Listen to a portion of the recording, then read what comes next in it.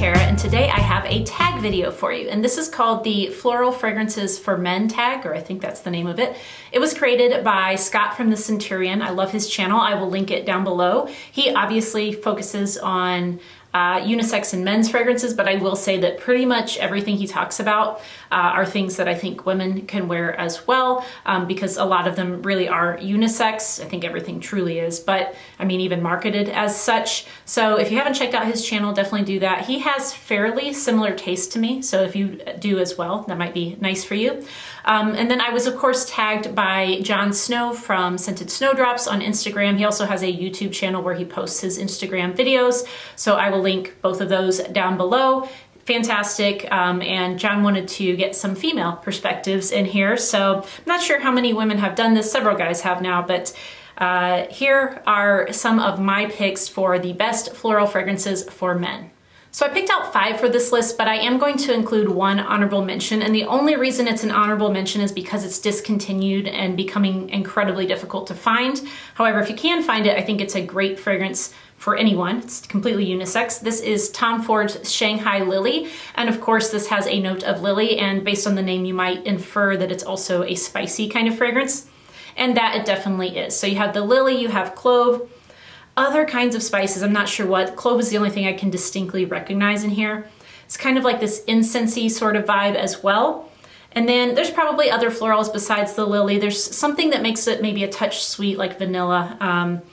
But yeah, this is just a fantastic, sultry kind of spicy floral fragrance. And I think the spices are just as strong as the florals. I think they're kind of equal in how much they stand out.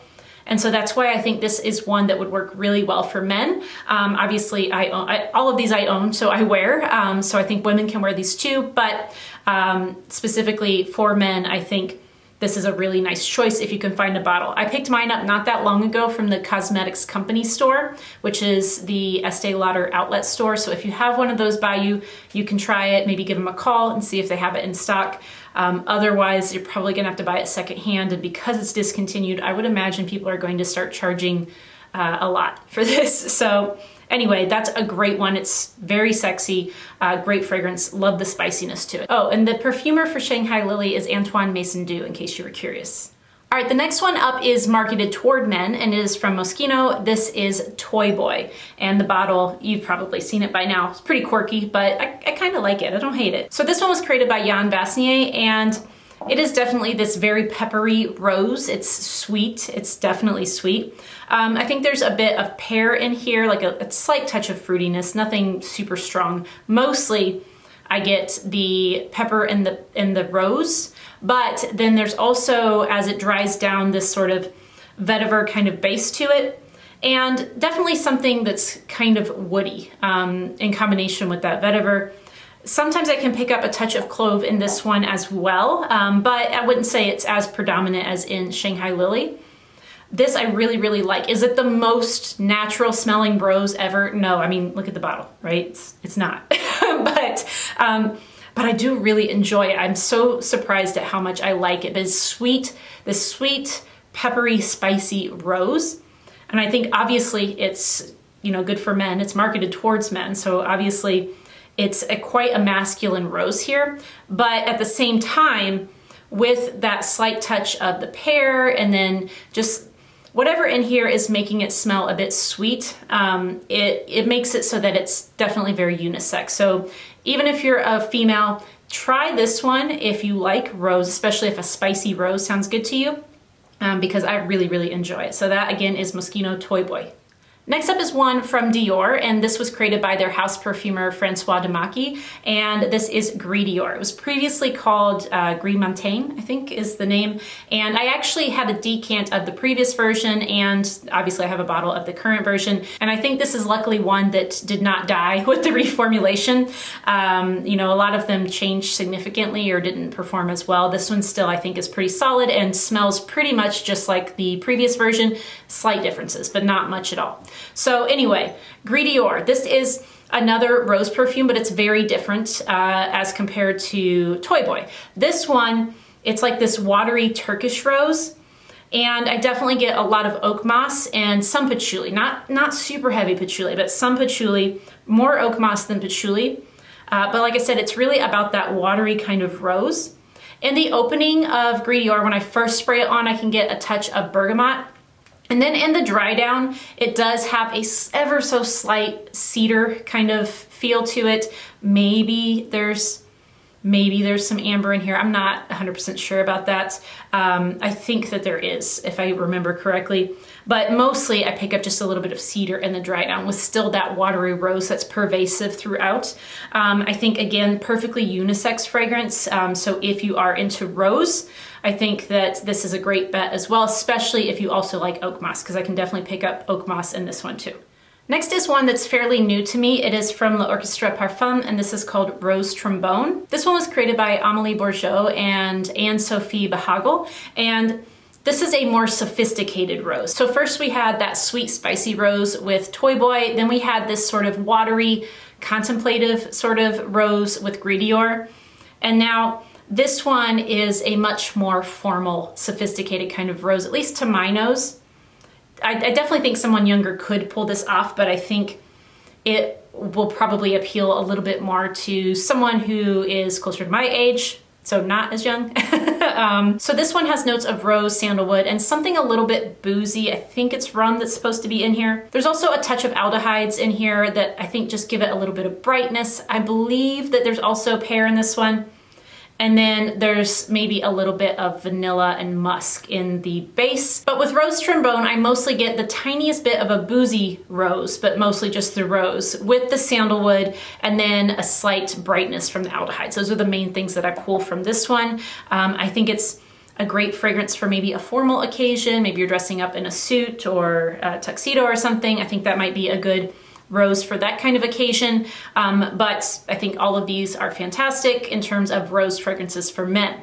So those last three fragrances all featured the note of rose. The next two on my list, or the last two on my list, will primarily feature the note of iris. And iris is a note that I really, really love, and one that I think is very much unisex. I think that it doesn't really kind of go one way or the other. I think sometimes people think of like tuberose as maybe being more feminine, although I don't necessarily agree with that. Honestly, I don't think any flower has a particular gender, but I do think that rose can be quite masculine and smell quite nice on men, and I think iris can as well. So here we go. This one is from Maison and it is called Nuee Bleue, and I do not hear much about this house at all. If you haven't tried them, definitely get yourself some samples. I'm sure that they're available at other places besides Indigo Perfumery, but I know for a fact that Indigo Perfumery carries, like you can get samples of this house from them. I do think there was another boutique that I found samples from, but now I can't remember off the top of my head. Anyway, I've been very impressed with everything that I've tried, and this is the first bottle I purchased from Maison, but I probably will buy more because I really enjoyed all of the samples that I tried from this house. I think they might have 5 fragrances available. Anyway, so this one is an iris dominant fragrance, and you definitely get that here, but there's equally a strong musk note, not super dirty, but maybe just a touch dirty in the muskiness. It's mostly a clean kind of musk though. I also get some bright bergamot in the opening, perhaps a slight touch of some other kind of floral besides iris, and then it has a bit of sandalwood in the base, another note that I really, really enjoy. I think if you are a lover of iris, this is a must try. Like must. It's one of my top iris scents I've ever smelled in my entire life. So I think if you are a man and you love iris, you should definitely check this out. I think even if you're a man and you don't think you love iris, you should check this house out because they're pretty fantastic. I do think that this is definitely one of the more unisex iris fragrances that I have in my collection. And it's marketed as unisex. Like it's, you know, it's a niche house. They just market everything as unisex, at least as far as I can recall. So again, that one's called Nuee Bleue, and it is from Maison.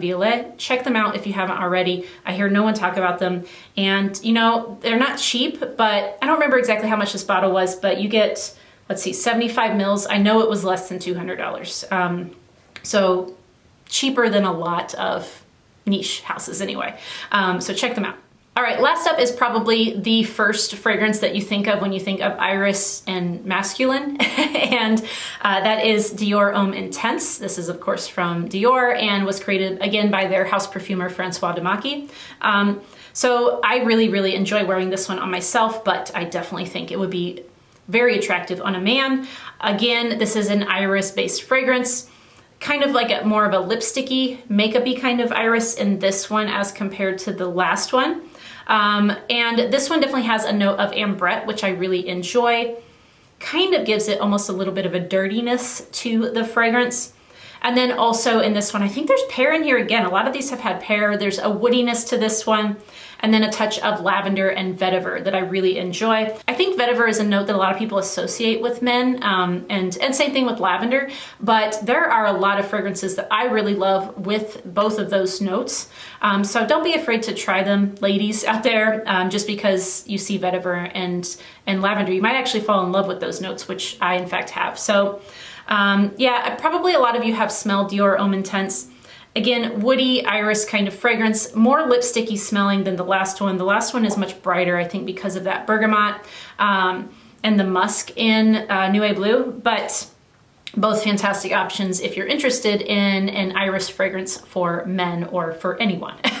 So those are my picks for 5 floral fragrances for men plus 1 honorable mention. I would love to know what floral fragrances you would recommend for a man if you are a woman, or if you are a man, which floral fragrances do you like to wear? Leave your comments down below. I'm sure there are lots and lots of ones that I am not that familiar with, because only recently have I really started purchasing fragrances that are marketed towards men, and I know that I'm missing out on a lot. So definitely leave me your recommendations down below. I probably will like to wear them myself as well, because I do like a lot of unisex stuff. But hopefully this was helpful if you were interested in trying some floral fragrances as a man, or maybe to give as a gift for a man, or just for yourself, because like I said, all of these are perfectly unisex. Now, I want to say thank you so much to John for tagging me, and also, of course, I need to tag some other people. So I'm going to tag a couple people that I know their significant others have somewhat of a fragrance collection as well that they can pull from. So I'm going to tag Jas Jane, which is what her channel is also called, as well as Emmy from Emmy's World of Fragrance. I will link both their channels down below, but I know both of their husbands have at least somewhat of a collection of fragrances that they can probably pull from, plus all of their own as well. So check them out. Check out all 4 channels that I mentioned down below, and let me know what your top picks are for men's floral fragrances. Definitely give this video a like if you did like it. Give it a thumbs down if you hated it. And I appreciate y'all watching. Make sure you subscribe if you haven't already, and I'll see you next time. Bye.